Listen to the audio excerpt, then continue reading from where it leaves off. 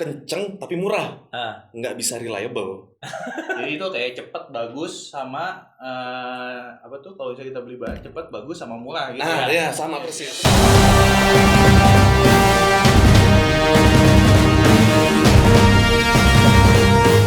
Hey, episode 3 Black Talks.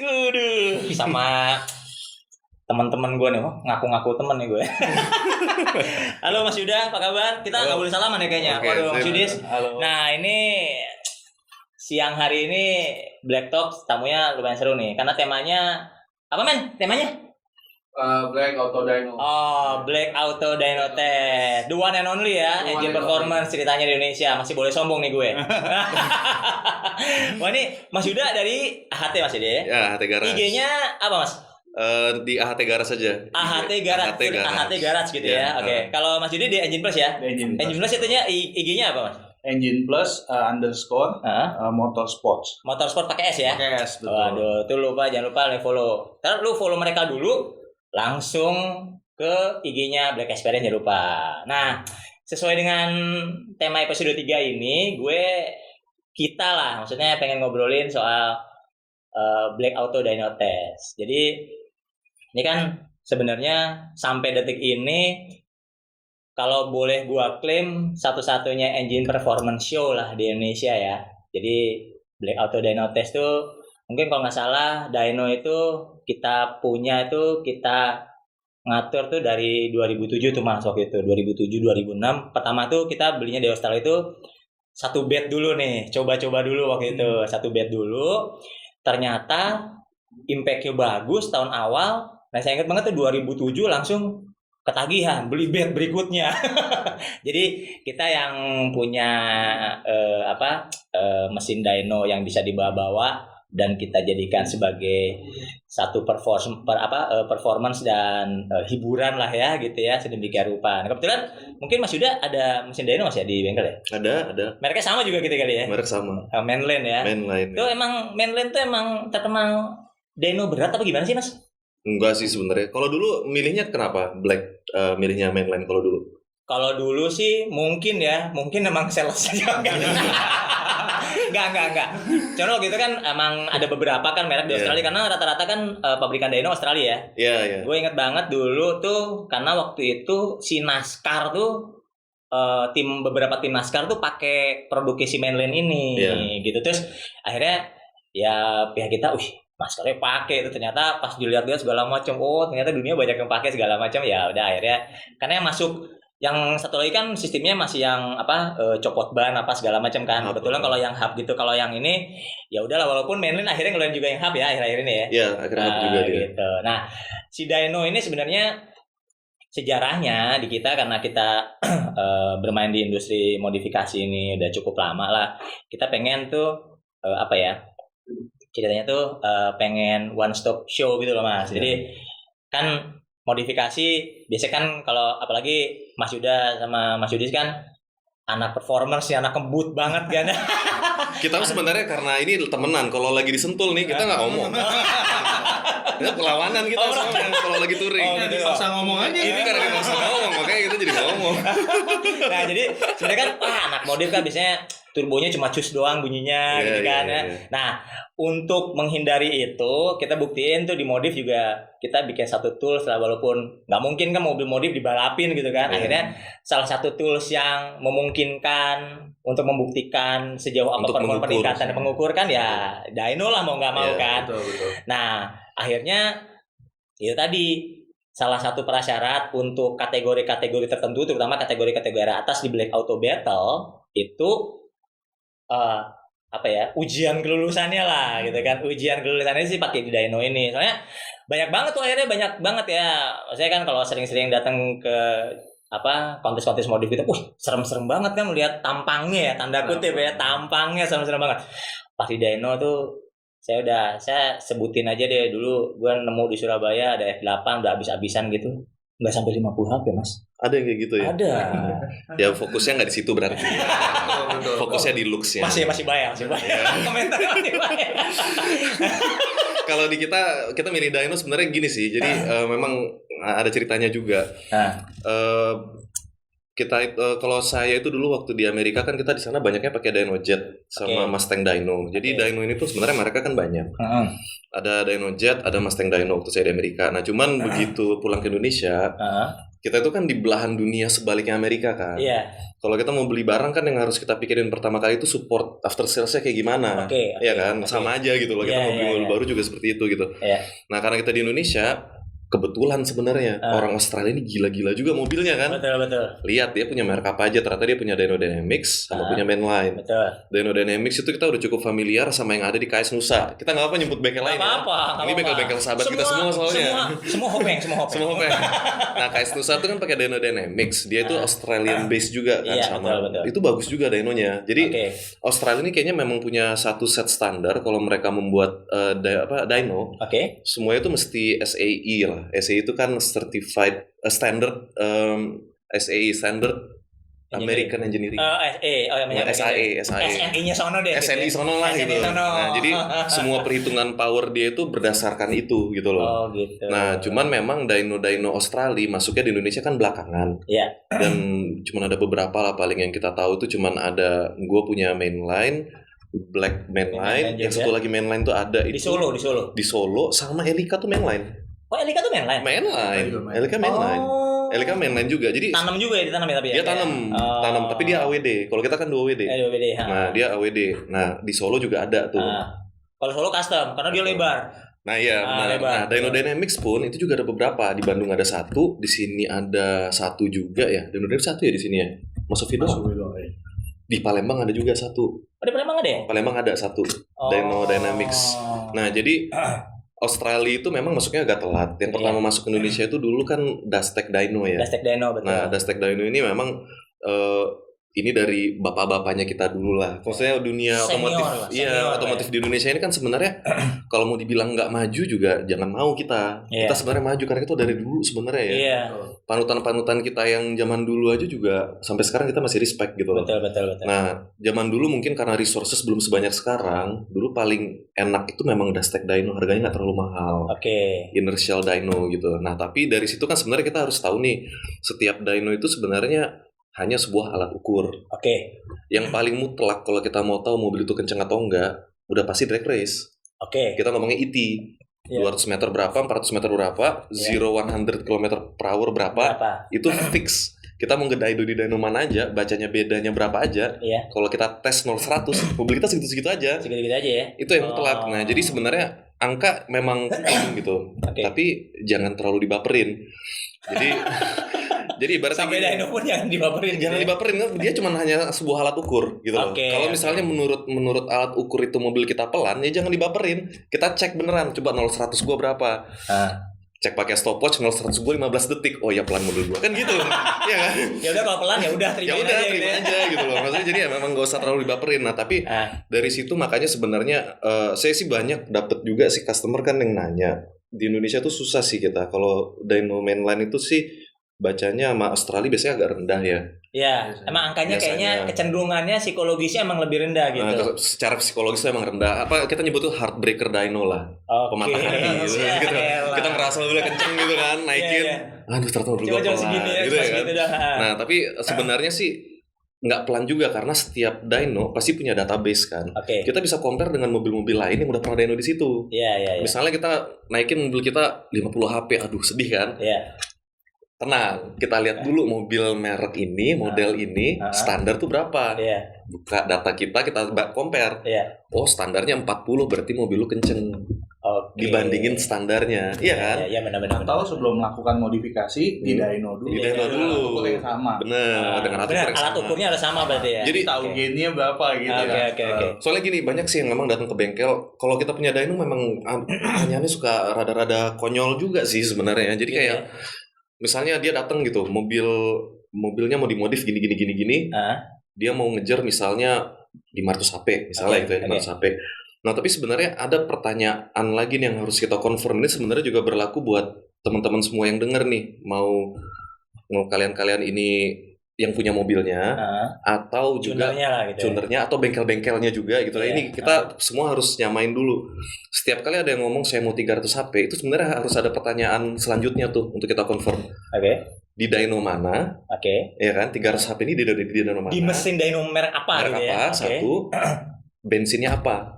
Bahan bakarnya Bahan apa? bakar apa? Oke. Kita punya limitation tuh di bahan bakar. Betul. Begitu kita mau power segede-gedenya, tapi tetap mau pakai Pertamax turbo, itu impossible sebenarnya, nggak bisa. Ada limitnya setiap mesin. Oke. Nah kan kalau sekarang kan anggaplah dulu kan di pom bensin Pondok Indah kan sempat ada Pertamax Racing ya. Itu 100 sih kalau nggak salah. Itu kalau gimana kalau pakai itu masih bisa naik lagi, cuman in the end kalah sama VP.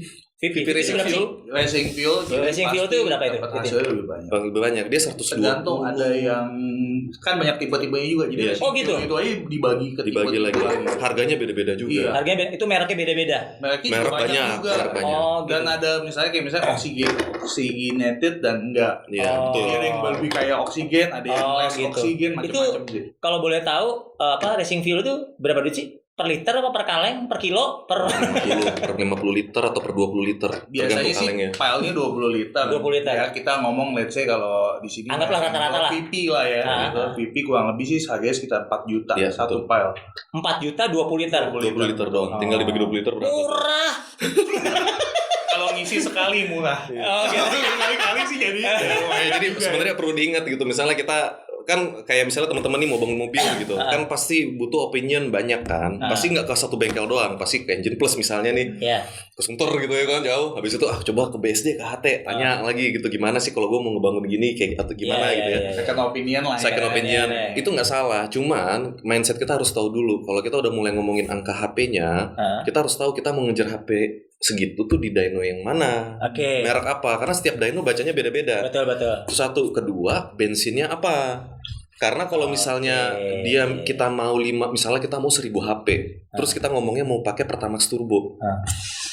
Iya bisa, cuman jadinya displacementnya berapa? Iya, gitu kan. harus Berarti naik ngomongin lagi CC displacementnya. semua segala macam. Jadi CC-nya akhirnya harus jadi naik lagi, naik lagi gitu. semua. Jadi nggak Jadi- worth it malah sebenarnya ya. Iya, malah jadi keluar lagi harganya gitu. Jadi ada yang realistis, ada yang enggak. Kalau kita mau ngebangun udah pasti pengennya kan realistis plus durable ya. Durable. Kita nggak mau hanya di atas dyno doang gede, habis itu besok dibawa pulang, nelfon lagi mobilnya jebol gitu ya kan ngapain. Nah, tapi kan tadi kalau ngomongin soal dyno kan kita ngomongin angka. Biasanya kan ya segala macam angka itu kan macam lah, ada untuk tuning harian AFR semua segala macam kan bisa di dyno juga kan. Cuman yang umum lah gitu.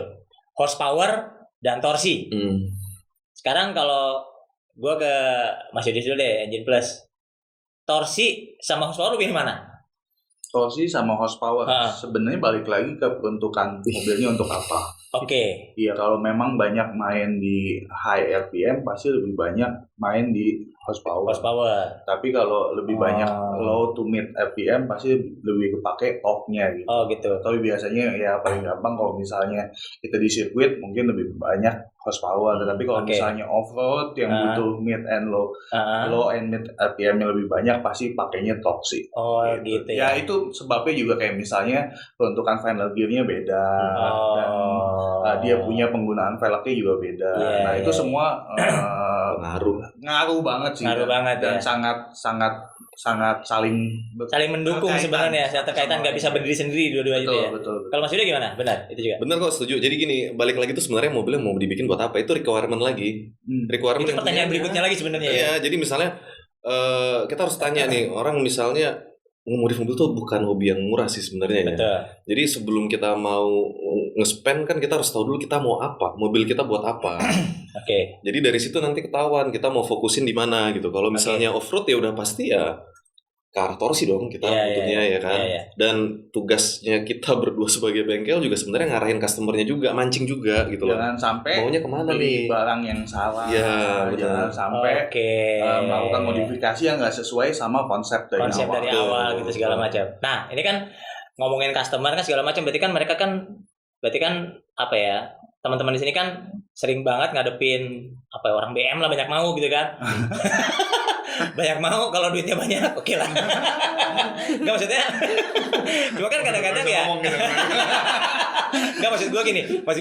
Tiba-tiba kan tadi kan gila nih udah punya mobil, mau horsepower gede, ditanya lagi kan. Gue mau ngeluarin duit ditanya lagi. Lu di dyno apa nih? Satu. Kedua, bensin lo pakai apa? Ketiga, peruntukannya buat apa, ribet banget gitu kan ibaratnya. Nah, cuman artinya pernah nggak sih dalam pengalaman berkarir di dunia performance ini nemu customer unik tuh, bisa cerita nggak? Misalnya customer yang ya unik tuh dalam arti kata bisa positif negatif lah ya. Cuma misalnya saya mau bikin mobil drag nih mas, saya zaman Asia Afrika kalah mulu nih segala macam. Tiba-tiba tengah jalan mesin udah mau naik segala, mas saya nggak boleh sama mama, saya disuruh main ikutan touring.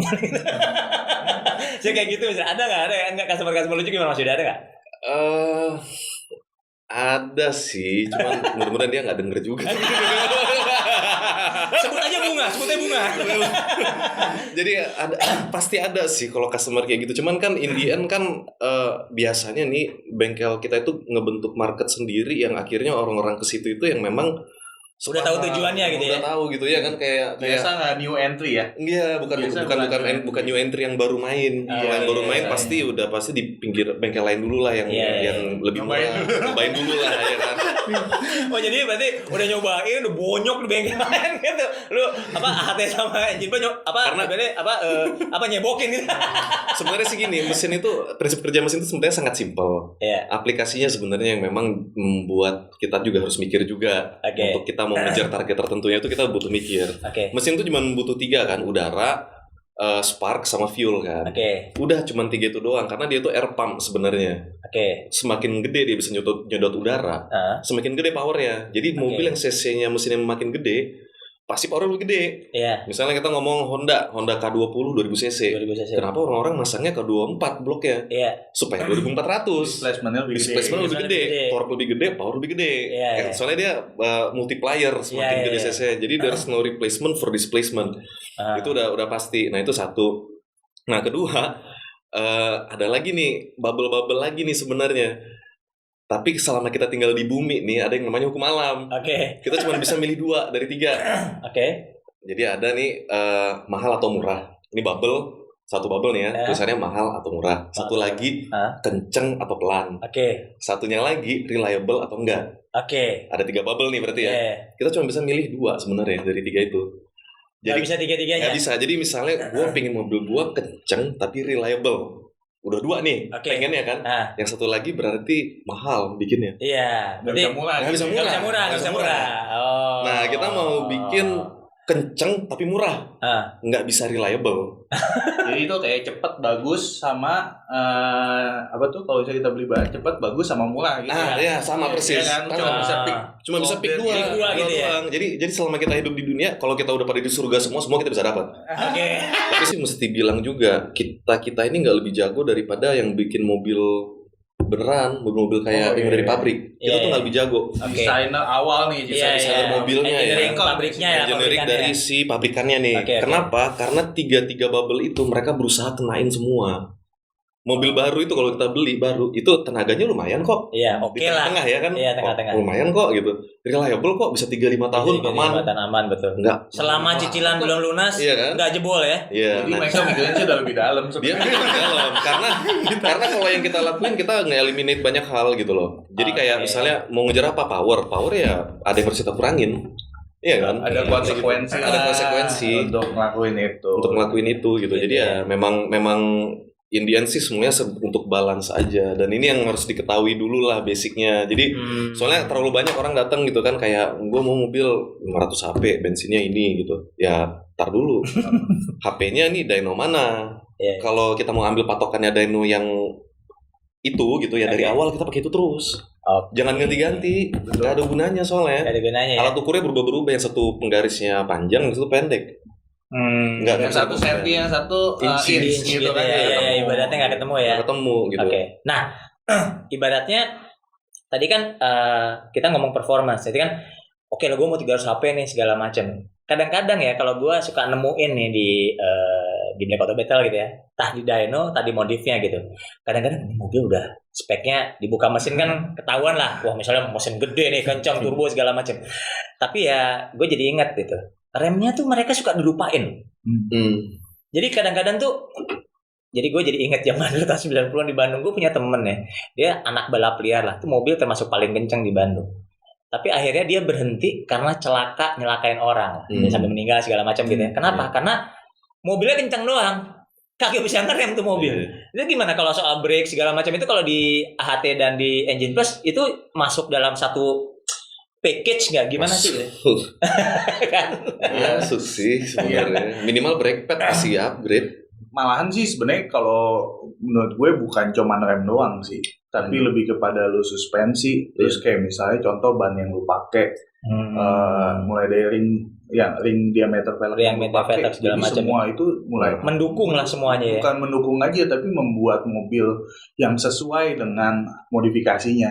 Jadi makanya gue selalu mikir misalnya lu mau restore mobil gitu ya, karena lagi restore mobil gitu kan. Kalau lu mau restore bodinya bagus gitu istilahnya, bodinya lu di tempat yang bagus banget, ya lu jangan lupa interiornya pun harus bagus banget, kaki-kakinya pun harus bagus banget, mesinnya pun harus bagus banget. Jadi semua ngikutin nanggung, jadi tergantung kelas yang lu ambil sih. Kalau lu mau semuanya pol-polan ya harus ngikutin semuanya. Iya, mau nggak mau sih itu udah hukum alam juga ya. Iya. Soalnya tuh rem tuh bagi gua sering banget loh, penting banget. Jadi kadang-kadang ya anggaplah gitu kan, gue pernah nemu satu daerah tuh Evo gitu. Pas di dyno di mainline-nya kita 400 lebih. Berarti kan on wheel 400 lebih, berarti kan itu udah di atas standarnya Evo dong. Kenceng gitu. Iya kan? Kenceng gitu. Udah standarnya Evo itu gitu. Mungkin kalau di mainline itu cuma 200 kecil. Iya, 200 kecil lah ya. Udah kan di 400 kecil lah. Udah sampai 2 kali lipat gitu kan. Udah kenceng nih gue belum. Gitu kan grafiknya tegak ke atas gitu kan. Segala macam. Pas ngobrol-ngobrol segala macam, terus Mas ini diapain lagi mobilnya? Ya Mas baru konsen di mesin aja. Terus lu pakai harian? Iya. Lu kagak, ini rem kakinya remnya gimana? Ya masih bawaannya Evo-nya aja gitu. Untung mobilnya Evo gitu, remnya masih bagus lah. Masih bagus lah gitu kan. Evo 5 ke atas kan udah Brembo. Udah Brembo gitu, betul maksud gue. Tapi kan si Brembo-nya OEM itu kan dirancang anggaplah 300 HP kan. Ketika jadi 400 sekian HP kan ya minimal padnya kayak diganti apa enggak. Jadi orang kadang-kadang suka ngelupain ya. Mobil itu ada teman-temannya, jadi para taksi di mobil itu saling temenan satu sama lain sebenarnya Mas. Gitu ya. Jadi misalnya gini, saya mau pasang turbo di mesin misalnya nih, mesin standar saya mau pasang turbo. Oke. Itu nggak berhenti Mas. Dari situ power itu mesti sampai ke ban. Lewat mana tuh? Nyampe ke ban. Ada kopling, ada transmisi, ada seroda. Ada seroda. Nah, kuat nggak nih sisanya? Biasanya nih kalau dia nyuekin, udah pakai kopling standar aja. Paling baru keluar bengkel bentar, dia ngegas bentar, balik-balik udah diderek lagi, jempol, selip pasti udah. Nah, jadi itu juga harus upgrade. Habis itu setelah itu di-upgrade, dia akan nyari yang terlemah lagi mana. Kalau yang terlemah misalnya asrodanya berarti juga mesti di-upgrade dong. Ya kan? Iya. Nah, habis itu ya udah gitu. Jadi ya ada teman-temannya nanti ngomongin rem habis itu udah kenceng nih. Ngeremnya gimana? Ada teman-temannya semua. Nah, tapi gue lihat ya, ada mobil yang dedicated itu untuk dyno only loh. Ada. Untuk dyno kontes. Dyno Queen ya. Iya benar sih. Ya gitu. Gue beberapa lihat sih udah ada yang kayak gitu ya. Jadi emang mobilnya emang nggak dipakai harian, emang buat horsepower aja. Horsepower aja gitu ya. Apa ibaratnya Dyno Queen lah ya. Dyno Queen. Ada loh yang gitu. Ada. Kan dulu Mas Juda waktu gue pernah main ke bengkel lo kan, bener nggak sih sebenarnya emang kalau Dyno Queen tuh tanda kutip ya lebih lebih gampang lah gitu. Iya, karena kan kita nggak mikirin drivability-nya, kita nggak mikirin durability-nya gitu. Jadi ya nggak akan macet-macetan di jalanan ibarat itu mobil. Iya. Iya, pokoknya kita gas WOT sekali, udah dapat berapa, udah, habis itu udah matiin lagi gitu ya kan. Dinginin lagi gitu. Itu sih beda memang. Begitu mobil itu kita bawa ke harian, biasanya muncul banyak hal kayak paling gampang sih gini deh, kita aja sering kan habis ngebangun mobil justru lamanya tuh benerin idle-nya. Bener, iya kan? Finishingnya gitu. Idle-nya masih goyang. Kalau digas di bawah. Lah orang dyno juga suka gitu kadang-kadang peserta nih. Run pertama turun ya sekian HP gitu. Pas run kedua gitu. Iya, mungkin yang ketiga lebih gitu. Itu kan satu situation buat dyno, apalagi di jalanan banyak. Ketemu macam-macam obstacle dan lain-lain. Nah, itu banyak hal sih. Gitu ya. Mulai dari power steering, AC, rem tadi ya. Itu patut saling mendukung ya, enggak bisa berdiri sendiri semua ya. Ya plus juga sebenarnya nge-tuning juga sebenarnya juga memang itu ilmu tersendiri lagi yang di tuning itu kita cuma tahu kan air fuel sama timing biasanya. Iya. itu cuma 20% sebenarnya dari waktu yang kita habisin untuk nge-tuning. 80% lagi sebenarnya drivability-nya. Kalau kita cuma ngegas setengah part throttle gitu. Itu kan juga harus tuning sendiri-sendiri juga itu.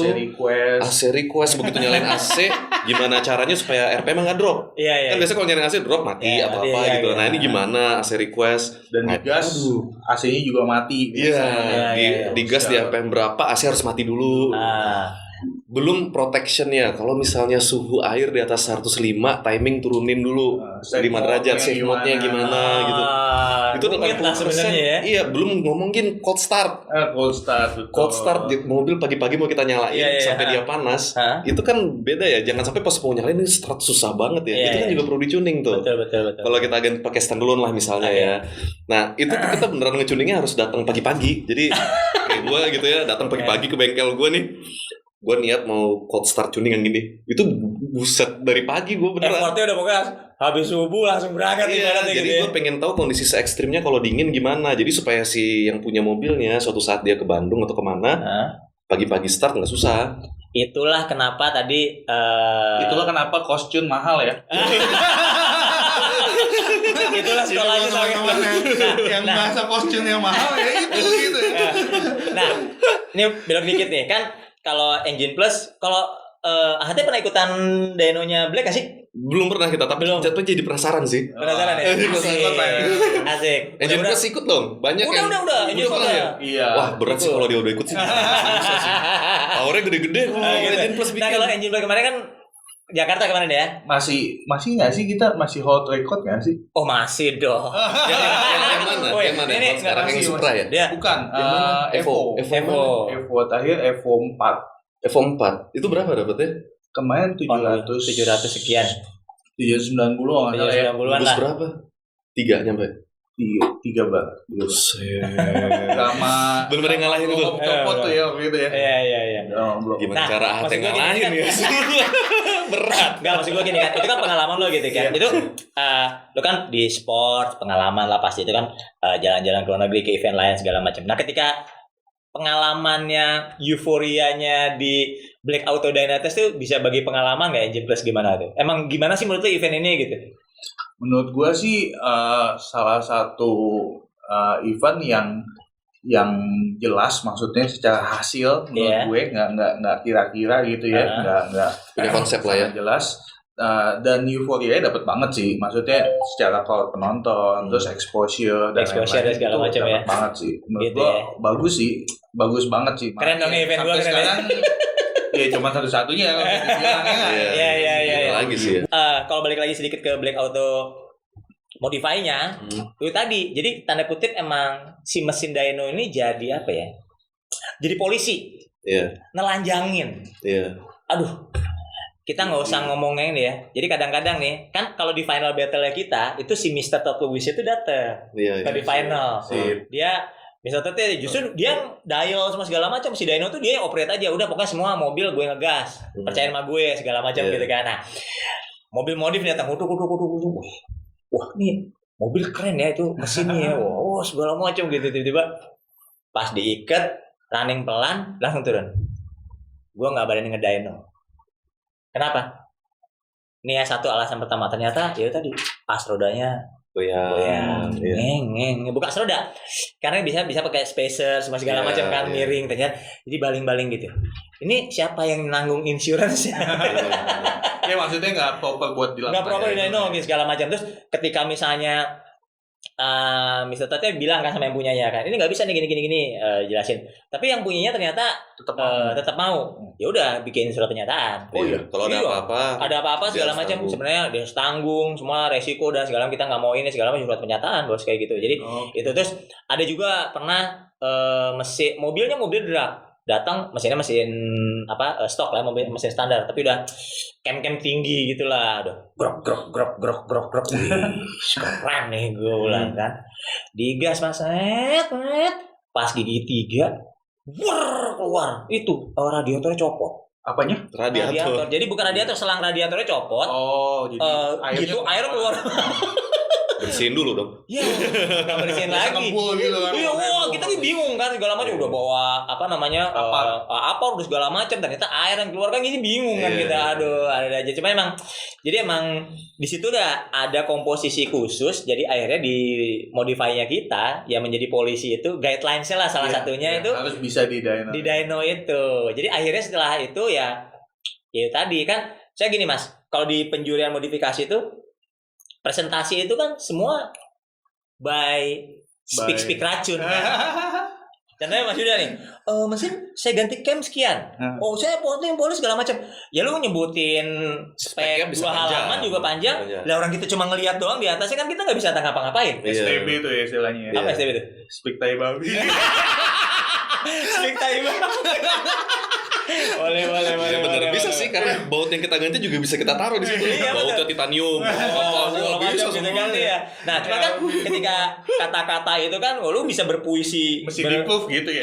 Iya, buktiin gitu. Nah, itulah salah satu kenapa. Tapi sama sih Mas, maksudnya kalau kita build engine juga di bengkel gitu, salah satu ya maksudnya mesin ini istilah lolos skruut atau enggak ya nanti di dyno. Begitu di dyno lolos harusnya si mesin working dengan baik, bisa punya reliable yang bagus. Itu kayak final quality check kita ya.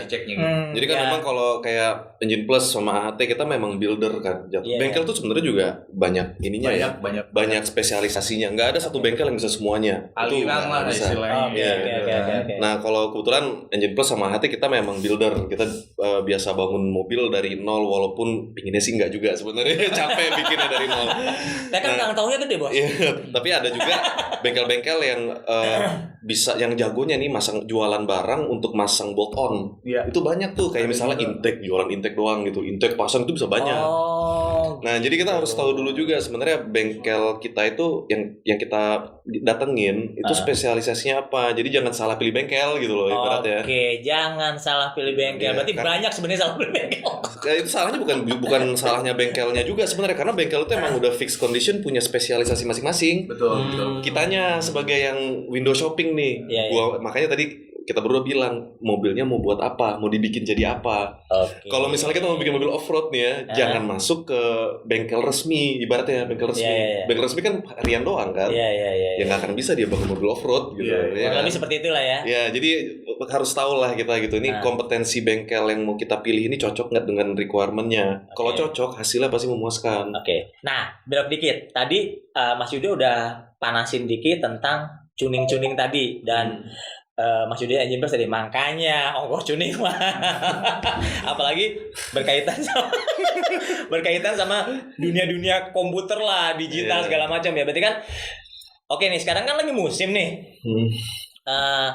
kalau mungkin udah 10 tahun terakhir piggyback lah ya lagi hot-hotnya piggyback. Nah sekarang kan mungkin 2-3 tahun terakhir ini kan lagi ada istilah baru nih apa remapping atau flashing ya ibaratnya ya. Nah itu gini dulu deh, pertanyaan simpel dulu.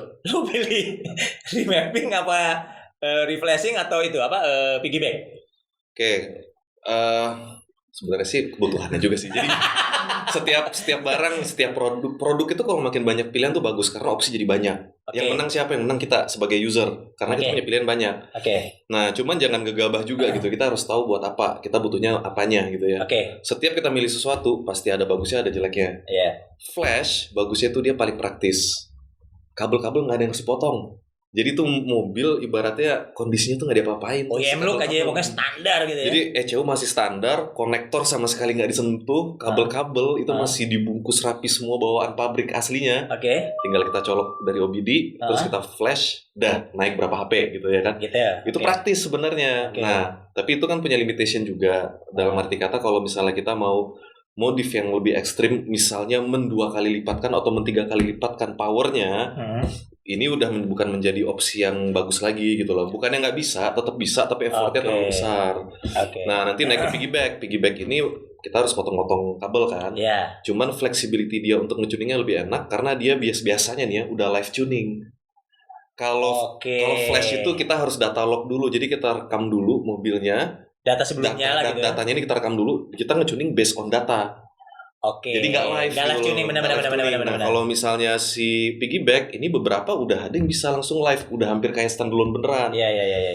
enaknya apa kalau live? Kalau live ini kita beneran bisa tahu saat itu juga nih mobil minta apa, butuh apa gitu loh. Horsepower-nya berapa, hasilnya pun langsung bisa ya. Jadi enak gitu, dari sisi tunernya juga lebih enak, mobilnya juga komunikasinya langsung ke tuner tuh pada detik yang sama gitu. Oke. Naik lagi ke standalone. Nah, standalone ini udah pasti yang paling ya lebih expert lah itu ya, lebih paling advance lah ya. Modified. Itu bener-bener ibaratnya mau fitur apa aja bisa. Nah, tapi nggak semua orang butuh fitur sebanyak itu juga kan. Iya. Makanya balik lagi. Nah, kalau saya untuk mobil harian misalnya saya milihnya pasti ya flash.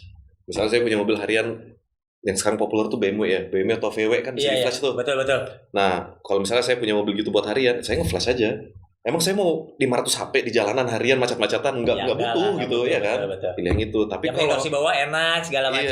Nah, gitu tapi kalau misalnya nih saya harus bikin mobil terus udah gitu kata Mas Idam nih yang di bengkel nih ya, apa namanya, spesialis mesin kita nih, Mas kita bangun mobil ini nih, bangun mobil bengkel nih, oke, karena kita mau ngalahin Engine Plus, beda itu. Gua pasti keren-kerennya gue bikin mobil gua buat ngalahin Engine Plus, karena kita akan di track gitu, kita akan bertanding gitu.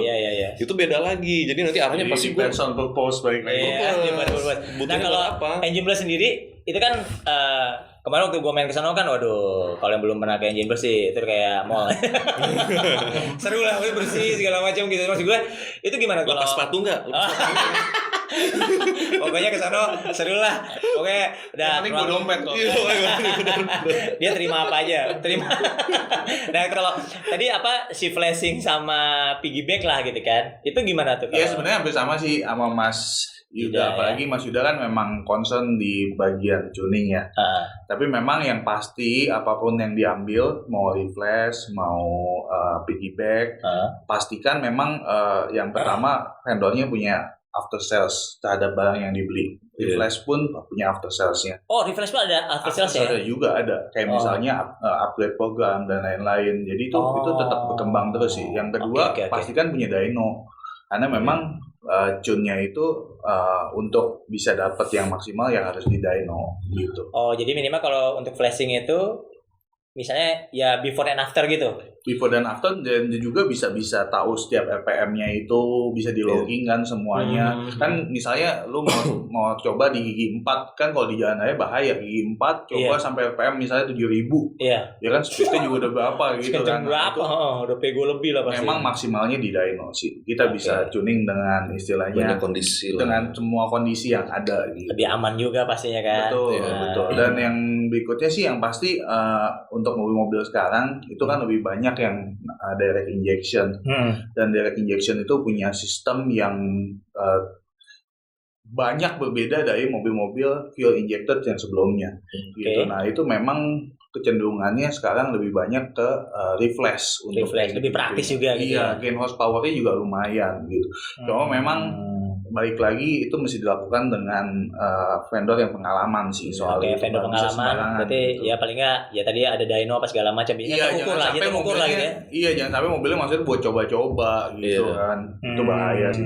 Iya sih, sebenarnya sih kalau mau mentahnya sih ya realitinya memang minimal tuh mesti punya dyno sih ya. Iya. Minimal bukan mesti punya dyno, mesti nge-flashnya itu di atas dyno. Di atas dyno ya, entah itu dynonya bisa mau merek apa aja sih terserah. Pokoknya dyno lah ya. Gitu. Soalnya biar terukur ya. Iya, karena di situ kita bisa ngelihat kondisinya mobil itu benar, before-nya berapa, after-nya berapa. Karena manusia itu sebenarnya nggak didesain sebagai alat ukur. Jadi kalau misalnya Mas nyuruh ke saya nih, ceter mobilnya gini, terus pasang suatu barang, lebih kenceng nggak Mas? Gue akan ngandelin yang namanya butt dyno pantat kita. Nah, kebetulan ini kita nggak sensitif pantatnya gitu. Iya, dan itu kan nggak ada alat ukurnya ya. Kita nggak tahu gitu loh. Ini berapa HP kita nggak tahu. Karena kita kira-kira manusia itu kira-kira. Nanti ujung-ujungnya saya sugesti jadinya. Ya kan kalau dulu juga kan kita nggak punya pilihan dyno. Kalau inget-inget zaman Kijang, lu ganti kabel busi, misalnya ganti coil. Iya benar. Dulu Jacob coil tuh, gue sampai beli tuh Jacob coil. Jacob Ultra, yang kalau keset lu mati lah. Gila tuh itu bisa kayak PLN. Buset. Gue ingat banget. Jadi itu Jacob Koyel. Konyol banget nanti. Ini masih ada. Mati kenapa nggak sentuh Koyel? Iya, itu Jacob. Jadi inget banget tuh Iya bener-bener. kan kalau dulu kan maksudnya kita nggak ada ukurannya. Coba-coba kan. Iya. Kayaknya emang lebih enak tanpa tahu sebenarnya nggak ada alat ukurnya lah balik lagi. Karburator juga gitu kan zaman dulu kan. Iya, Wah, ganti spuyar, ganti pilot jet, main jet, segala macam. Reng, putar set. Cep. Wah, kalau Sunda kan cep panggilnya kan. Cep ini udah enak nih, Cep. Wih, enak ya gitu. Pas main, enak gak? Wah, enak. Kayaknya enak, udah ngeluarin duit, enak lah. Iya, benar. Nah, itu berarti masih sebenarnya di era modern seperti era digital tuh berarti apa ya?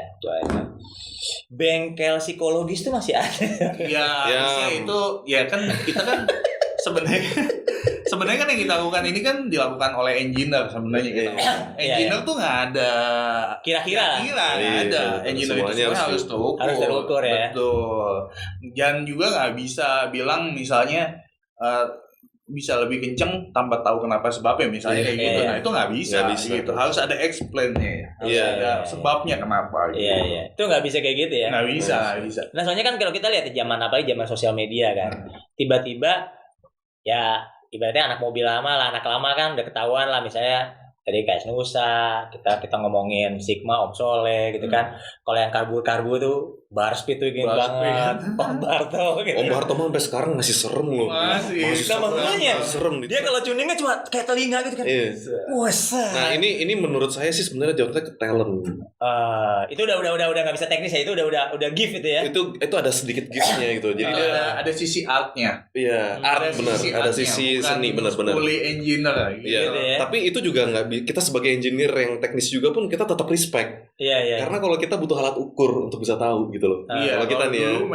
Kalau mereka betul. Tapi dulu tuh memang belum ada dyno sih. Cuman menurut saya nih bengkel-bengkel yang udah senior yang sekarang memang namanya udah harum-harum semua nih ya.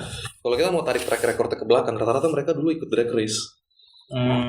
Mereka nggak punya dyno, tapi mereka punya alat ukur lain.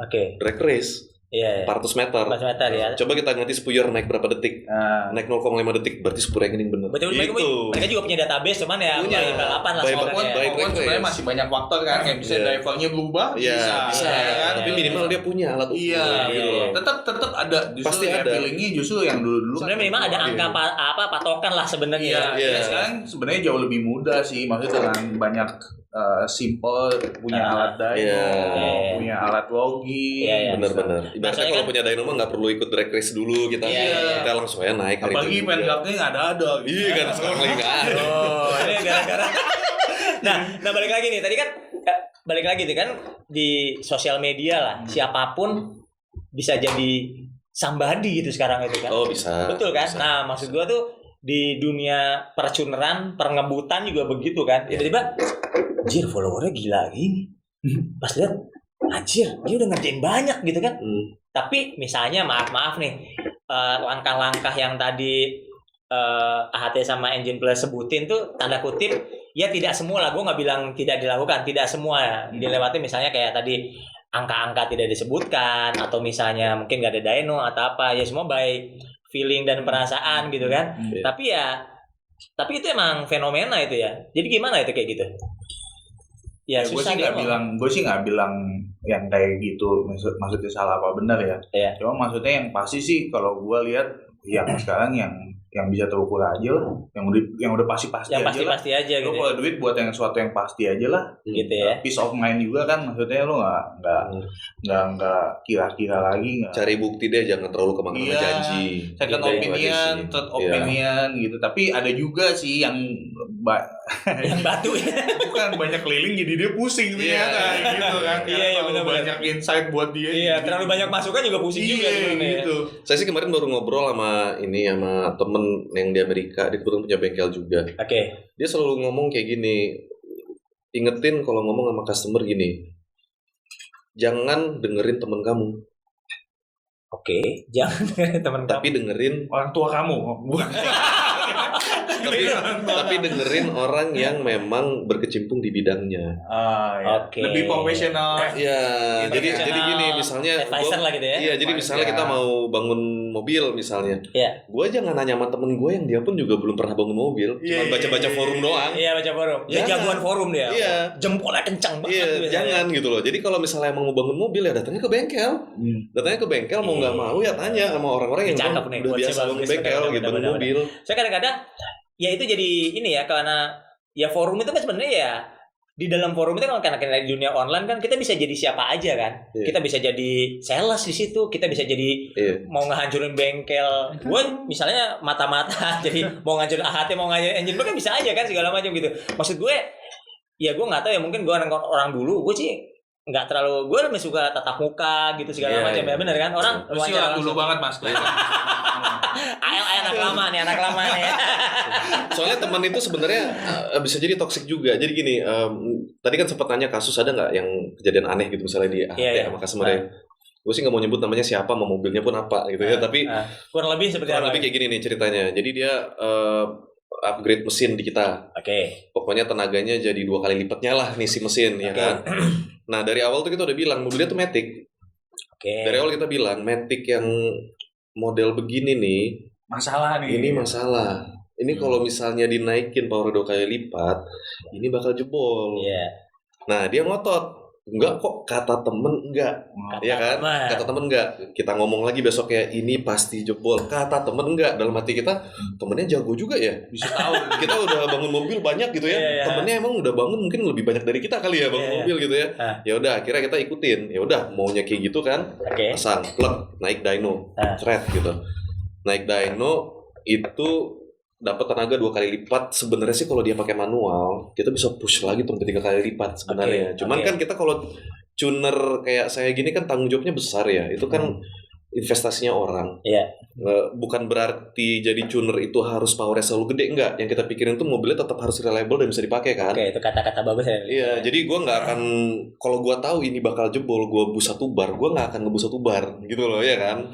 Jadi gue naikin Mas ada niatan mau jebolin mobil orang. Tuner itu nggak ada, tuner itu nggak ada yang punya niat untuk jebolin mobil orang. Gue yakin banget gitu loh, nggak ada. Karena kita tuner yang baik. Betul. Nah jadi akhirnya gue tuning secukupnya nih, ya kan. Gue tuning secukupnya, mobilnya diambil, ya kan.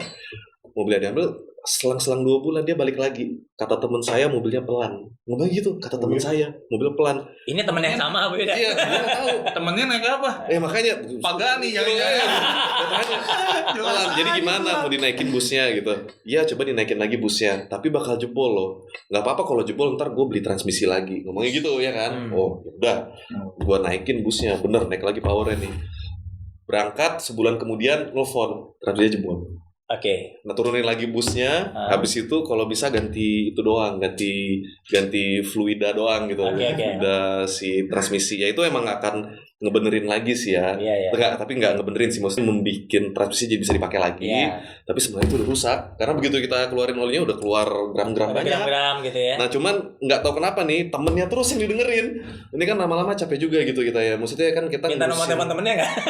Soalnya kan hal-hal yang kayak gitu tuh sebenarnya kalau buat bengkel kan ibaratnya benefitnya udah nggak ada lagi. Mobilnya udah jadi kok. Mobilnya udah jadi, udah selesai. Kayak lu cari urusan yang nggak perlu dicari gitu. Iya kan? Bener. Kita kan pengennya kan ya udah kita move on lagi. Kalau bisa dia balik lagi tuh karena untuk upgrade. Iya kan, jangan muter-muter terus gitu di situ terus. Jadi nanti ujung-ujungnya kata teman, akhirnya dia ada di lingkaran yang temennya lebih pintar dari bengkel. Kalau kayak gitu kan kadang kita juga mikirnya ya udah mendingan ke temennya aja. Temennya lebih tahu gitu ya kan. Iya. Ibaratnya kayak gitu. Tapi memang bangun mobil tuh susah, dan menurut gua ada banyak sisi macam-macam sisi banget. Jadi kalau gua bilang sih lu bisa, jadi punya mobil itu ibarat lu punya perusahaan banget kalau gue bilang. Lu mesti membuat decision maker, lu mesti berhubungan sama vendor yang berkaitan, lu mesti memilih barang apa yang cocok buat mobil lu dan lain-lainnya, maupun itu ada advice dari banker dan lain-lain. Tapi jadi gue banyak ketemu orang yang punya fasilitas, orang kaya, gitu, punya fasilitas banyak, punya koneksi juga nggak terbatas, tapi mobilnya nggak ada yang jadi. Iya itu banyak gitu. Bener nggak? Kenapa ya kayak gitu? Nah, tanya kenapa gitu kan? Kan duit ada, semua ada kan, bukan no issue lah gitu kan sebenarnya. Yang gue lihat memang bangun mobil itu nggak gampang nyelesain deh, perlu komitmen yang bener-bener. paten gitu, konsep yang benar-benar kuat. Dalam artian banyak yang jadinya bangun setengah jalan, gue mau berubah konsep. Pertama mungkin karena bangunnya kelamaan, mungkin karena knowledge yang dari awal dia punya nggak terus berkembang gitu. Jadi dia pindah-pindah, tapi ngerjain juga jadi males kan. Masa nggak lu ngerjain, lu lagi ngerjain nih udah 3/4, ternyata konsepnya berubah, ulang lagi, maupun orang itu tetap bayar lo. Tapi geget untuk ngerjain. Ya secara psikologinya udah kalah kita sebenarnya. Makanya memang sih sebenarnya bangun mobil untuk jadi dari awal sampai akhir itu nggak gampang, dan menurut gue banyak faktor seorang pemimpin di situ untuk bikin jadi mobil itu bisa jadi 100% dipakai. Nah, ini Mas Yuda sama Mas Yudis nih.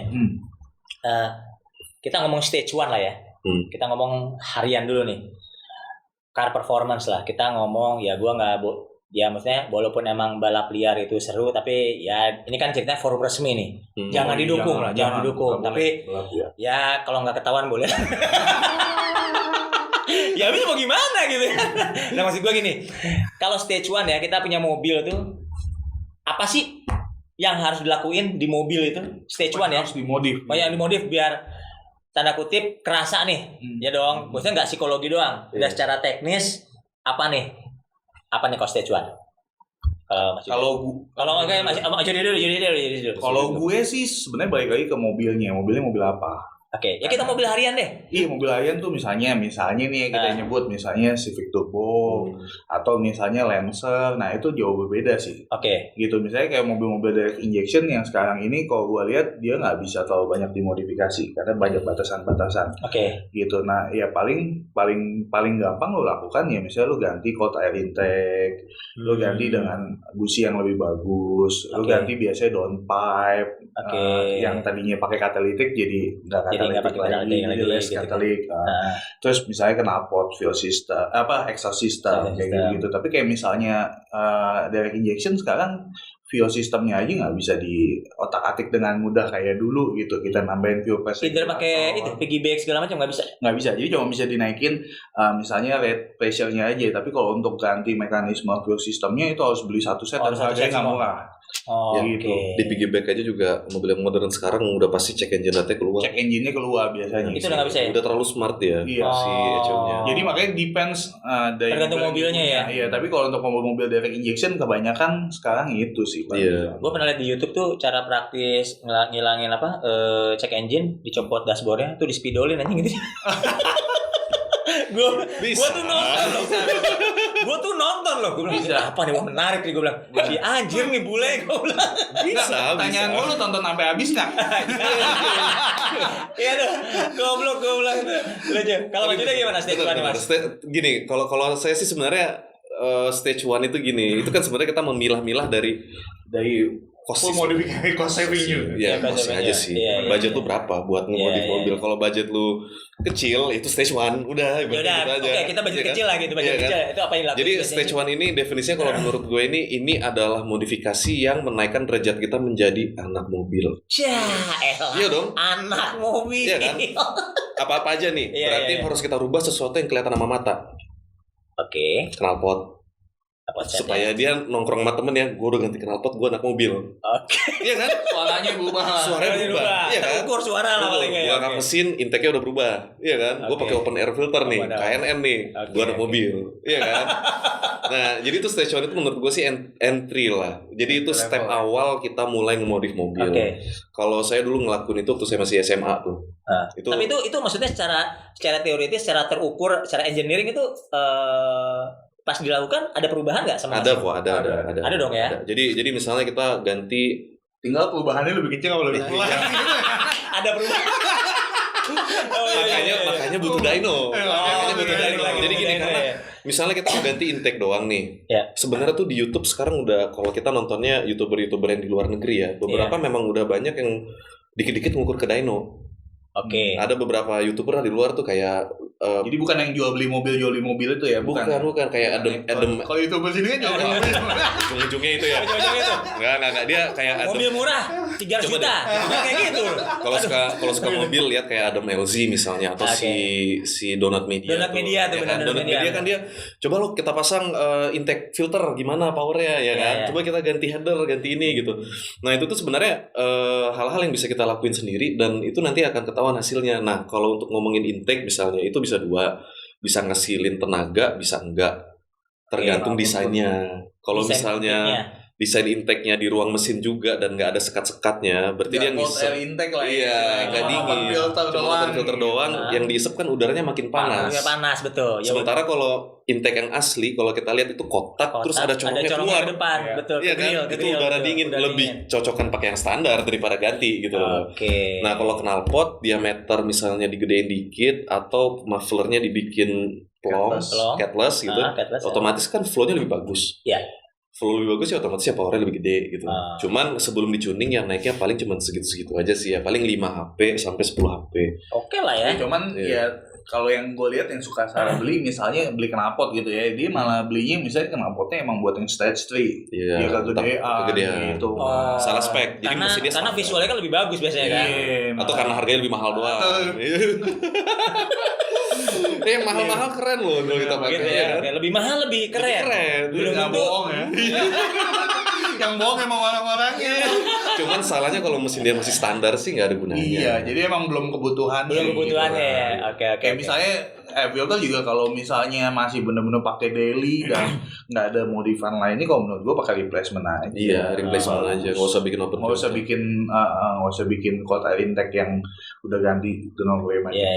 Replacement aja udah.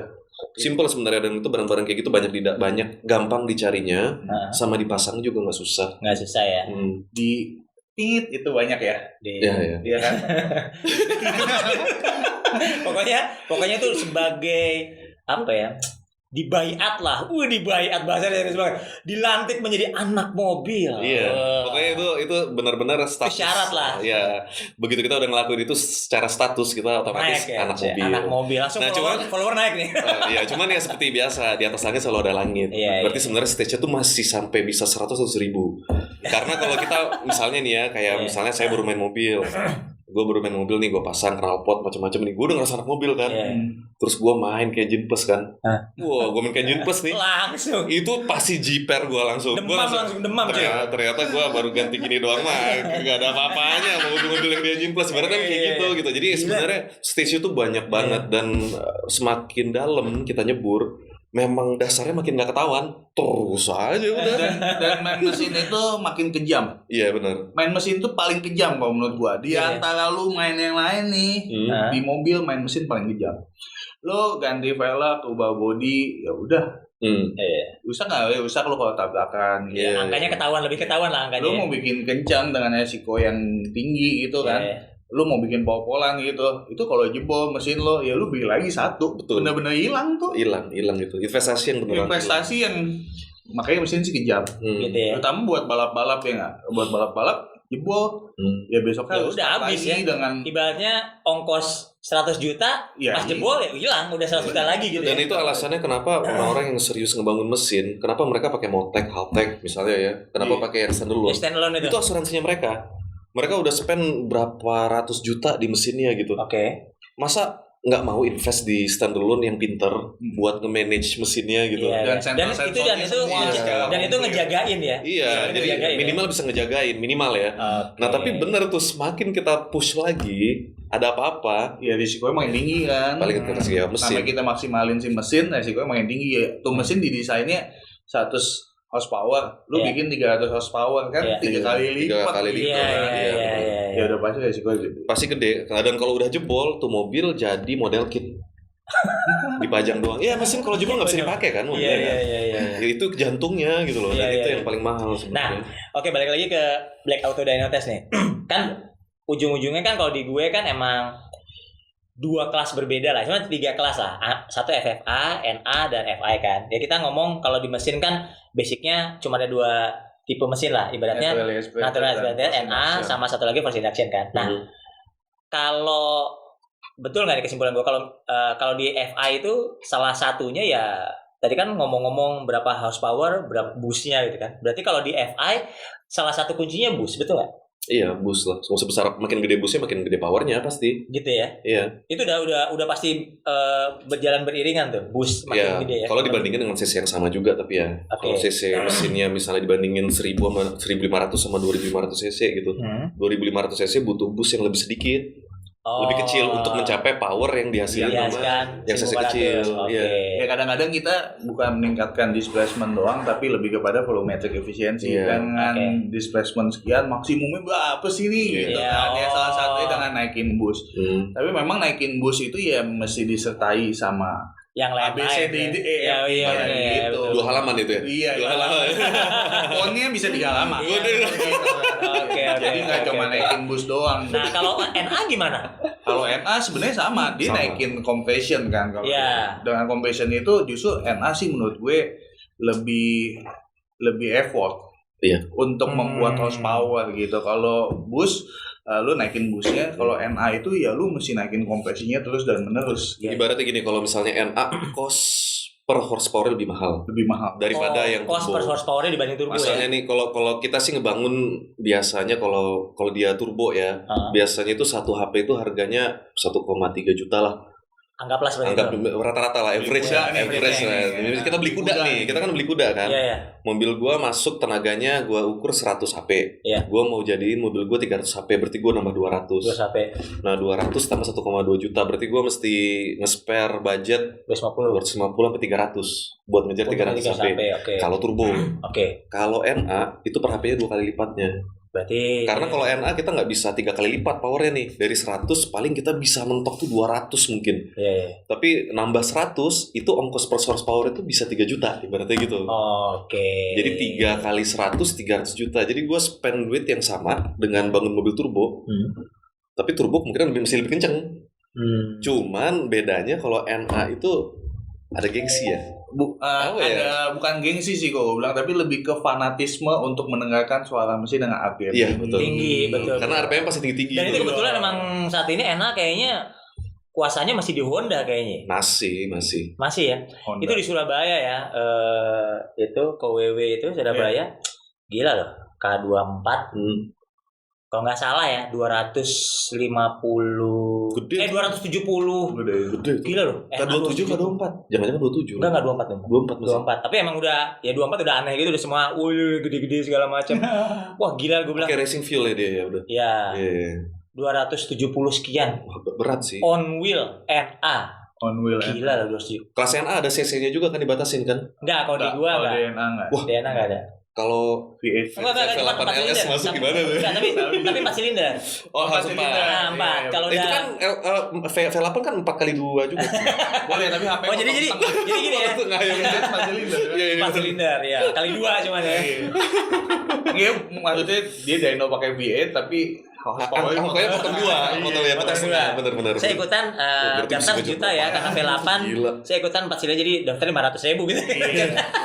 That's why kan di FFA-nya kan di Dyno Battle kan FFA-nya kan semua aja turun. Ya betul, karena emang yang enak belum pernah ada yang turun sih. Mobil lo tuh kan enak-enak mesinnya Corvette tuh. Ya itu nanti yang udah dimodifnya lah. Jangan kalau standaran ikut ke situ mah dibantai sama engine plus. Mas Yudit cuma kesenyum-senyum doang pas AHT naik mau ngalahin gue lo gitu ya. Pulang lagi sana. Tapi kalau emang Corvette itu yang kemarin ya di mesin apa ya di RX8 itu kalau standaran ya on wheel berapa HP?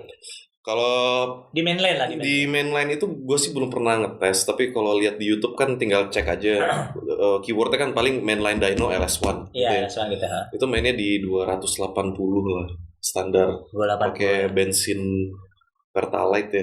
Dia soalnya kan kompresinya rendah cuma 10. Oh gitu. Nah, pakai Pertalite. Ya pakai Pertalite masih oke lah ya. Masih oke dia Pertalite. Nah, kalau yang kita bangun kan headnya udah build tuh. Itu pakai cam 300. Yang di FT berarti dia. Ya kalau yang di FT masih standar. Oh, justru yang di FT standar. Yang RX8. Oh, di RX8 yang udah. Itu headnya udah Pol sih yang ada di katalog Comcast. Kompresi tinggi itu ya. Tapi kompresi belum. Oh, kompresi enggak. Kompresi masih sudut gitu. Baru head, kita baru head doang. Bawah belum, karena kita juga LS ini kan sesuatu yang baru lah di Indonesia. Yang pakai sebenarnya udah banyak, kalau anak-anak off-road udah banyak. Betul. Cuman rata-rata kan emang mungkin crate engine kali ya. Nah kalau kita kan berangkatnya dari mesin junkyard dan emang kita pengen pelajarin nih mesin sebenarnya gimana. Oke. Nah jadi ya sambil coba-coba ya kita coba modif, kita lihat efeknya kayak gimana. Karena mesin ini sebenarnya di Indonesia kan yang ngulik nggak terlalu banyak gitu loh. Kalau ngulik ya, kalau make doang sih udah banyak. Betul. Tapi yang ngulik kan belum banyak. Banyak banget yang pakai LS. Banyak yang pakai gitu, bener. Tapi kalau yang ngulik beneran kan belum. Karena kalau di luar itu LS ada yang 10.000 RPM bisa, 11.000 RPM bisa. Oh ya? Gitu. Iya, kalau di Amerika sih bisa. Tapi kan mereka dari tahun 30 1930 pakai V8 terus gitu. Mereka udah paham. Sementara kan kita kan belum. Kita tahun 30 berarti 28, kita baru 2 tahun dari Sumpah Pemuda. Iya. Makanya jadi masih ya lagi memang cakar-cakaran. Sesuatu yang baru lah. Sekarangnya masih cakar-cakaran gitu ya. Beda kalau misalnya bangun mobil Jepang yang kita emang biasa dari dulu mobil Jepang gitu. Kalau Jepang sih kita familiar sih. Iya. Kayak LS itu bagi kita ya masih baru. Kalau mobil Jepang sih gue udah jauh lebih pede lah ibaratnya. Kalau kemarin gue ke Engine Plus tuh juga ada Honda serem-serem banget tuh yang ujungnya pakai supercharge ya. Iya. Oh iya ada Estilo pakai. Ada Estilo supercharge sama yang putih ya. Yang di sini yang putih itu pakai apa itu? Itu kayaknya K24. Yang putih itu K24 ya? Dysam, iya. Dysam, mobil drag ya? Buat touring. Iya. Wah, gila. Oh, JSTC ya itu ya? JSTC, betul. Tapi Honda ya, kalau dyno sih enak ya. Kalau buat kayak ada 2 step tiba-tiba gitu ya. Oh, gitu. Honda itu VTEC-nya sih. Jadi memang nggak bisa kita pungkiri sih mesin Honda itu secara desain dari pabriknya tuh emang engineer-nya udah gila kayaknya ya. Mikirnya emang kayak untuk performance aja dia mikirnya. Gitu ya. Nah cuman pinternya karena VTEC dia tetap bisa ngejaga fuel consumption-nya oke di bawah. Gara-gara kalau buat hariannya oke gitu ya. Dia kan lobe-nya dual jadinya kan. Iya betul. Ada ibaratnya itu kayak 2-in-1 cam. Dia ngegabungin cam balap sama cam harian jadi satu. Jadi ya udah gitu. Punya variabel cam yang lebih yang lebih bagus lah ya. Tapi kalau udah Honda naik gitu ya, anggaplah mesin-mesin biasa gitu, tapi tuningnya bener gitu kan. Kalau di dyno gitu tuh kelihatan tuh gitu dia seneng banget ya. Yang kita rasain sih yang jelas kalau mau pakai mesin selain Honda, mau ngalahin Honda sih spendingnya pasti jauh lebih mahal. That's like Mitsubishi dan Subaru. Kalau Subaru mau nyamain horsepower Mitsubishi biasanya spendingnya lebih banyak. Lebih banyak ya. Bisa bukan nggak bisa. Bisa kok, cuman spendingnya lebih banyak. Toyota 4AG mau nyamain B16 gitu. Mesin B ya, setengah bisa tapi setengah mati sih ya. Spendingnya aja lebih banyak. Ya lepas dari ya kita sih respect lah di luar sih banyak fanboy mesin-mesin tertentu. Iya, fanboy. Tapi fanboy ini kan mereka beneran cuma cinta sama mesinnya. Tapi kalau ngomong sama kita yang biasa di bengkel, kita pasti ngomong kan apa adanya. Kalau milih platform yang benar, spendingnya biasanya nanti nggak terlalu banyak. Oke. Misalnya sesuai dengan yang kita mau. Kita mau misalnya mobil touring RPM tinggi, udah pasti Honda. Oke. Gue pengen bikin mobil drifting, torsi gede ya udah pasti turbo atau V8 gitu loh. Jadi ya setiap mesin itu ada plus ada minus. Betul. Nah, bukan berarti yang satu lebih baik atau enggak juga, tapi balik lagi kebutuhannya apa gitu. Nah, sekarang kalau misalnya balik lagi. Tadi kan NA udah kita ngomong turbo segala macam. Nah sekarang kita ngomongin apa ya selera pribadi lah. Kalau masih udah NA atau turbo? NA sih. NA ya, NA oke. Mas Yudis? Kalau gue turbo sih. Turbo ya, oke. Kedua nih, gue anggap kalau ini preferensi gue pribadi ya, ini langsung aja nih. Supercharge kesian ya dari tadi nggak disebut ya Supercharge bener. Tapi emang kayaknya kurang famous ya. Iya. Kalau di Amerika kan kayaknya Supercharge. Supercharge gitu kan Supercharge gitu kan sampai. Sebenarnya sebenarnya oke sih. Oke, cuma memang dia harga mahal kan. Maksudnya cenderung mahal dia si kitnya. Sebenarnya kalau dibilang kit keseluruhan malah lebih murah Supercharge dibanding turbo. Turbo kan banyak peritilan, banyak peritilan benar. Kalau turbonya doang memang lebih murah. Begitu ketambahan yang lain-lainnya. Ya kenapa ya Supercharge ya? Padahal Supercharge oke sih sebenarnya. Ya nggak famous di Indonesia. Emang langsung loncat dia kayaknya banyak yang ngomong kan, tanggung lah. Sama gini, kayak misalnya kita ngomong brand mobil di Indonesia ngeluarin satu model nih ya kan, ada kelas murah, kelas sedang, kelas mahal. Yang kelas yang fiturnya paling lengkap, ya kan? Yang paling laku yang mana kira-kira? Yang tengah lah. Salah, yang paling atas terus. Yang paling atas dulu ya? Terus, paling atas. Oh gitu ya? Iya, misalnya HRV 1,5 Honda, itu yang paling lakunya yang HRV paling tingginya. Yang di kelas 1,5 gitu. Bukan yang prestis, yang prestis 1,8. 1,5 yang paling tingginya. Kayak misalnya kita ngomong, kayak dulu saya di Nissan kan, Grand Livina. Grand Livina kan ada yang Serenade ada 2, Highway Star sama yang biasa kan? Highway Star lebih laku. Highway Star tuh lebih laku dengan harga 50 juta lebih mahal. Jadi market Indonesia tuh pengennya loncat. Kalau gue mendingan nabung dikit lagi, gue langsung dapet yang the bestnya. Atau mendingan cicilan gue tambah dikit lagi. Nah, cicilan tambah dikit. Nah, soalnya kalau beda 50 juta dibagi 5 tahun gitu ibaratnya ya nggak kerasa sih ya. Iya makanya. Jadi memang kayak gitu. Nah, di Indonesia emang kecenderungan gitu. Kita pilihnya tuh marketnya tuh pengennya kalau gue udah jebur, gue sekalian jebur. Jadi ya sekalian ke turbo. That's why turbo lebih famous gitu kan ya. Skip jadinya si supercharge karena memang nanti in the end kita spend duit yang sama, memang yang turbo ini akhirnya bisa ngebus berkali-kali lipat lebih gede daripada supercharge. Supercharge itu kebatas. Oke. Nah, kalau ini gue simpulin ya. Kalau di turbo tuh ya yang mesin 6 silinder turbo yang famous lah. Kalau di Jepang nih, kalau gue simpulkan 2 nih. RB series Nissan sama 2JZ. Lu Toyota atau Nissan? Aduh, gue engine guys, gue suka-suka aja sih semuanya kalau gue. Oh gitu ya. Ya suruh milih lah ceritanya gitu. Kalau gue disuruh milih ya 2JZ, pokoknya kalau misal langsung tipe 2JZ sama RB kan. Pasti bias sih. Jadi gini, kalau gue sih memang anak Nissan sih ya. Anak Nissan. Bukan anak mobil. Gue memang berangkatnya sukanya dari Nissan. Mobil pertama gue kan emang S-Chassis kan, 240SX di Amerika. Jadi gue memang agak bias gitu. Jadi kalau misalnya disuruh milih, gue boleh bilang Yuda hati ada Nissan fanboy. Iya, gue Nissan fanboy cuma. Nissan fanboy. Kalau misalnya gue harus netral nih ya, gue tetap pilihnya JZ sih. Gimana sih? Kalau netral tetap JZ. Jadi JZ itu tuh emang ya mungkin gini, dia head flow dia nggak secanggih RB, tapi minimal dia dapat insurance tambahan, bloknya kuat lah ya, badak lah dia. Ya bloknya tuh kuat daripada RB, lebih kuatan JZ. Tapi kalau kita mau ngomong head flow-nya, RB itu memang lebih canggih lah. Ya, maksudnya kemampuan dia untuk flow udara tuh lebih bagus gitu. Tapi kan Indian kan kita juga pengennya nyarinya kan yang reliable kan. Iya. Mas Yudi tadi kan kalau Mas Yudi udah RB dan 2JZ nih. JZ. Nah, kalau dari Mas Yudi sendiri gimana nih? Sebenarnya sih gue nggak, maksudnya gue sih terima aja sih dua-duanya. Netral. Serakah. Cuma memang kalau Abi itu lebih prestisius, karena Abi 26 itu ya kan kita kalau ngomongin Abi pasti Abi 26 itu cuman ada di GTR series gitu kan. Sama di Stagea yang 260 RS gitu. Jadi memang dapat mesinnya memang lebih susah kalau Abi 26. Emang keren lah itu ya. Iya, jadi lebih keren pakai itu lebih prestis sih. Gitu. Untuk horsepower sih malah lebih JZ. Oh iya benar-benar. Gue juga banyak-banyak soalnya 2JZ itu emang badak dan lebih murah ya. Iya, dan kenapa lebih murah? Pastinya karena perangkat aftermarketnya banyak. Jadi kalau banyak maker yang bikin, otomatis kan harganya juga kompetitif. Iya betul. Gitu. Sama platform dia dari mobil-mobil yang memang sedan-sedan gede kan. Iya. Bukan dari sports car doang gitu. Iya. Banyak JZX1. Iya. Gitu kan banyak tuh. Sementara RB beneran dari GTR doang. GTR doang. Pasti lebih mahal. RB 26 ya.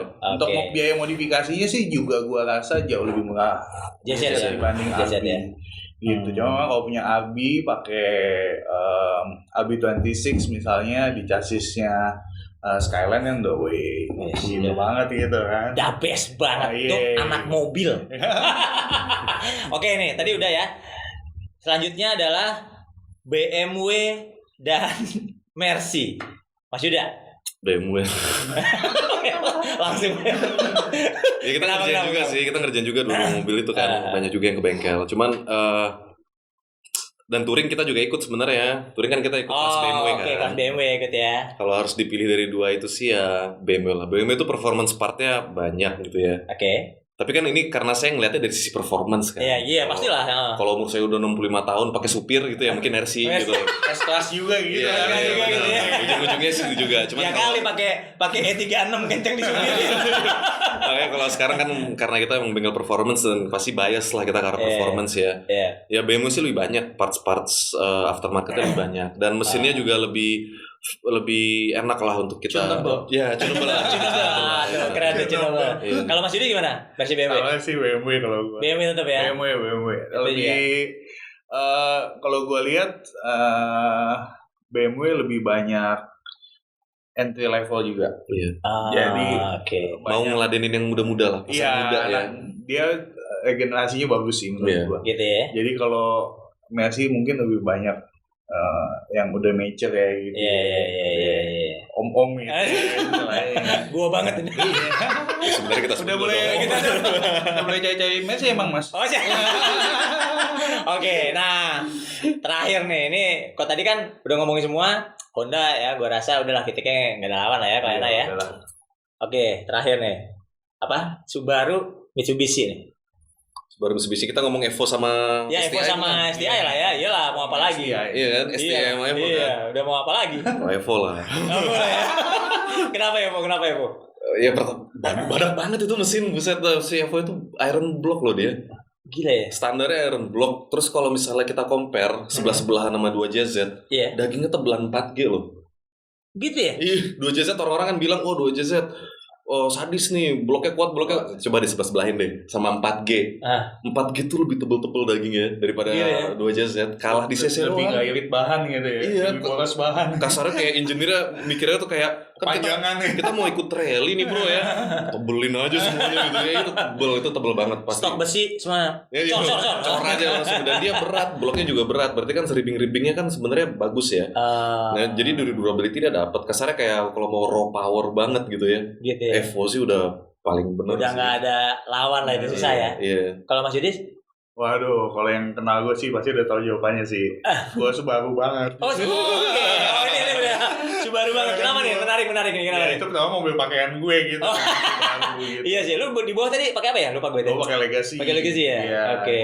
Di rumah ada Impreza. Jadi Kalau anak Subaru banget ya? Iya, jadi kalau mesin sih Subaru kalah sih sama Evo. Handlingnya tapi memang cost yang dikeluarin juga lebih banyak. Tapi memang kalau lihat the whole car, kalau gue lebih suka Subaru karena dia punya idealis untuk mobil itu sebenarnya simetris banget. Gitu yang pertama dengan mesin boxernya.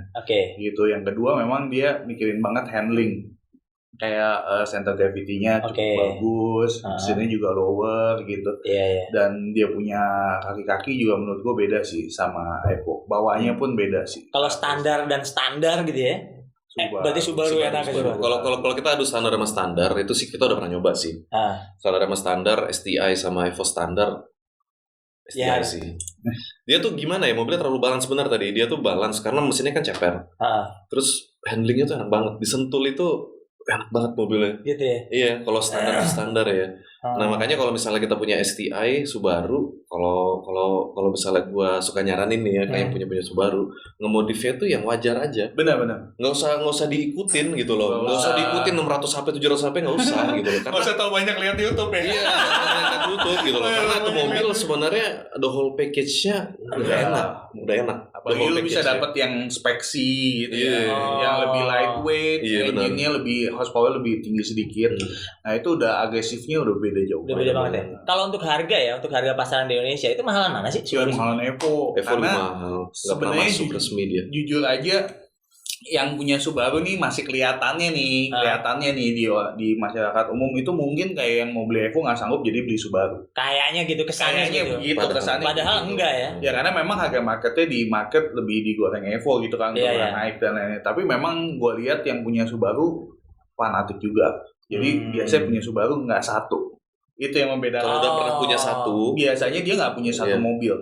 Dia punya beberapa Subaru lah gitu ya. Iya, misalnya dia mau weekend cars-nya pakai STI, tapi daily-nya biasanya mau Subaru juga. Jadi Forester lah. Gue itu menunjukkan sih ada nilai fanatisnya di Subaru. Iya. Ada Subaru fanboy-nya juga. Tapi sebenarnya emang nggak bohong sih. Subaru kalau kita naikin ya, kita supirin memang beda sih sensasinya sih. Iya, Subaru. Emang. Dan gue setuju tadi tuh Evo itu nggak pernah secara resmi dijual di Indonesia. Ada sebenarnya. Sempet ya dulu. Evo 5 sampai Evo 6 itu sebenarnya ada di ATPM ya? Iya. Oh, ATPM sempat bisa udah. Ya? Oke. Nah, tapi sementara kalau Subaru kan selalu ada kan dari dulu dia. Betul. Masalah. Ya, yang terakhir sih. Kabur. Nah, oke, ini ngobrol seru banget nih. Tapi balik lagi nih ya, kita ke Black Auto Battle ya. Mas Yuda dari AHT dan Mas Yudis dari Engine Plus kan pelaku-pelaku nih ya. gue yang nyediain ruang mainnya, kalian yang main lah ibaratnya gitu kan. Ibaratnya kayak gitu ya. Kalau Mas Yudi ada nggak sih harapannya gitu berkaitan khususnya ke Black Auto Dynotest ya, umumnya ke Black Auto Battle gitu sebagai salah satu lahan bermain lah gitu kan. Klien-klien Mas Yudi kan pasti ya mungkin ada banyak yang main di sana, terus apalagi rencananya gue pengen ikutan nih mau lawan Engine Plus. Kok lawan gue masih banyak yang Kalian kan di sini lah cerita di sini gitu. Friendly competition. Friendly rivalry ya. Justru ada masih ada kompetitifnya. Iya betul. Seru-seruan lah. Nah, itu gimana Mas? Jadi ada harapan nggak gimana? Oh gue pernah lihat nih event nih di luar negeri begini boy, bagus. Oh ya gimana, ada nggak? Gimana gitu? Kayaknya sih kalau tadi jujur sih gue belum pernah ikut ya. Bengkel kita kan juga sebenarnya secara bengkelnya sendiri berdiri kan juga belum lama ya. Nah tapi kalau dari cerita Mas Yudi tadi sih kayaknya ya benar komplit ya. Maksudnya itu car show tapi jatuhnya ke car culture kalau saya lihat ya, culture jadinya. Karena ada lengkap, ada semua aspeknya. Iya. Mau main audio doang nggak apa-apa kan? Ada. Mau main modif looks doang atau body kit doang nggak masalah kan? Ada. Mau main mesin juga ada juga kan? Ada. Jadi itu fasilitas. Doyan musik semua. Juga mau dugem-dugem ada. Iya makanya jadi kalau menurut saya sih kalau kayak gitu Rich, karena Indian itu sebenarnya car culture itu harusnya kita bisa menghargai semuanya. Oke. Jadi karena emang genrenya sih macam-macam sih pada akhirnya. Emang genre macam-macam, tapi sebenarnya kita yang suka mobil ini minoritas sebenarnya. Oke. Sekarang paling gampang gini, tetangga gua aja nggak ada yang suka mobil. Gua ngomong mobil mereka lewat semua tuh, tetangga satu deret gitu ya. Berarti kita yang suka mobil ini kan sebenarnya minoritas. Iya. Ngapain apalagi lagi kita? Apalagi lo suka bunyiin mobil-mobil di komplek gitu. Atau mungkin karena itu ya gua nggak bisa apa kali ya. Kalau lewat kan bunyi semua. Ya, aduh. Jadi kita minoritas sebenarnya. Nah kalau misalnya kita bisa kenal sama berbagai macam genre gitu ya. Lebih kuat ya. Kita kan lebih kompak gitu loh. Walaupun yang satu sukanya mesin, yang satu sukanya audio, tapi kita sama-sama suka mobil nih. Iya kan? Apa yang bedain gitu? Iya. Cuman ekspresi kita yang beda. Ekspresi yang beda. Gitu loh. Tapi sebenarnya kita sama-sama suka mobil. Jadi menurut gue sih ya konsep yang seperti itu udah enak. Nah makanya dari kemarin kan saya nanyain kapan lagi nih ada nih. Ya kan? Segera. Apalagi ternyata Engine Plus lagi megang rekor nih. Wah, megang rekor nih. Pokoknya rekor breaker ada duitnya. Rekor breaker kalau di final battle nih ya duitnya beda. Terus juara 1, 2, 3-nya kalau nggak salah juara 1 tuh 5 juta, 3 juta, 2 juta. Jadi tapi di luar itu memang prestisiusnya doang yang paling bagus. Gitu ya. Pasti dong. Thank you. Kalau Mas Yudi gimana nih? Ada harapan nggak gimana buat? Harapannya kita pengen ikut. Kita sekarang lagi bangun RB nih, mesin RB 25 ya. Targetnya mau ngalahin Engine Plus. Tapi jangan bilang-bilang ya. Nah mudah-mudahan nanti kalau misalnya tahun depan udah ada lagi event, ntar kita ikut mobil itu dan Amin. Kalau Mas Yudi gimana Mas Yudi? Ya kalau gue sih sebenarnya acaranya udah sangat bagus. Value-nya juga dapat yang tadi gue bilang. Tapi memang mantep nih kalau memang bisa jadi semuanya nih jadi acuan nih. Acuannya semuanya ke Dyno Battle ini. Jadi untuk membuktikan bengkel-bengkel punya kualitas. Tentunya kan kita harus kompetitif, bener nggak? Kalau kompetitif industrinya jadi jalan. Iya betul. Kalau nggak ada kompetitif ya sama aja kayak lu balapan nggak ada lawannya juga bingung gitu kan. Menang-menang sendiri aja gitu. Semakin banyak yang ikut harusnya makin kompetitif dan itu membuat industri otomotif makin maju. Gitu. Makin banyak juga orang yang tertarik. Makanya tadi gue bilang dengan adanya orang-orang yang mendedikasikan mobilnya buat Dyno Battle. Menurut gue itu sih suatu peningkatan fanatisme yang begitu gede. Iya. Berarti ada aliran khusus gua mau Dyno doang. Iya benar kan, berarti muncul satu genre lagi kan gitu istilahnya dan itu bagus banget sih. Itu harapannya ke depan lebih banyak yang ikut jadinya lebih kompetitif dan menimbulkan fanatisme. Apalagi kalau misalnya bisa ditimpa lagi dengan story. Jadi storytelling itu sebenarnya penting. Maksud saya itu gini, kalau misalnya ada kayak yang paling prestisiusnya kan berarti yang Dyno ya. Yang Dyno ini kan. Anggaplah seperti itu. Itu kan jantungnya dari mobil kan. Iya betul. Ini kalau misalnya di storytellingkan dengan lebih bagus via sosial media gitu, itu bisa lebih menarik lagi. Kayak misalnya nih, wah ternyata pemegang rekornya sekarang dari Engine Plus gitu. Dan Yuda dari AHT ternyata panas gitu. Ada storytellingnya. Oke. Jadi maksudnya dipanas-panasin terus. Iya. Karena intinya sebenarnya storytelling itu itu yang bikin seru sebenarnya. Kita sebagai pendengar yang bikin gitu, orang ngikutin gitu ya. Nanti kan otomatis dengan begitu kan ada lagi nanti udah bengkel yang lain gitu. Benar juga. Engine Plus Ahad, nah gue ikut juga nih. Gue nggak terima nih kalau dua ini doang. Emang mereka berdua doang yang bisa gitu kan. Gue juga bisa gitu. Nah, jadi storytelling ini sebenarnya bagus. Nah, nanti yang ikutan baru itu juga disebut-sebut. Gitu loh. Jadi nanti kelihatan tuh. Jadi kayak ibaratnya dari acaranya ini masing-masing bengkel kita jadi punya fans masing-masing baru. Betul. Fanboy-nya gitu ya kan. Tuh produser tuh jangan fuckboy ya. Pucek boy. Tuh produser ya, perhatiin ya tadi ya, itu curhatnya ya. Jadi kompornya harus lebih api. Ya.